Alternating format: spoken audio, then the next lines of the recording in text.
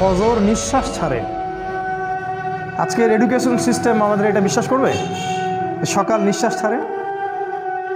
কোরআন বলেছে ফজরের সময় মালায়েকা চলে আসেন, কেরাত হয় ইমামের, তারা শোনেন, কারা কারা নামাজে আসছেন তারা লিখে রাখেন, আল্লাহর কাছে লিস্টটা নিয়ে যান, নিয়ে গিয়ে দেখান যে ফজরের জামাতে এরা হাজির ছিল।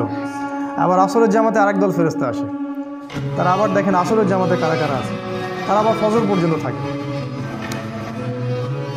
কোরআনে সূরা ফজরের মধ্যে শপথ করে বলা হচ্ছে যে ফজর নিঃশ্বাস ছাড়ে। আমাদের এডুকেশন সিস্টেম কি বিশ্বাস করবে কথাটা?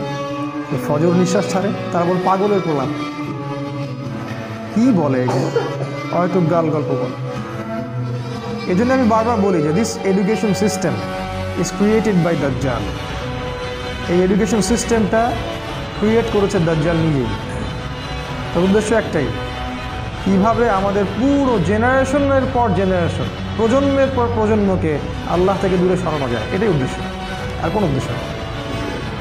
একজন পিএইচডি ডিগ্রি অর্জন করবে কিন্তু ভিতর থেকে হবে অন্ধ।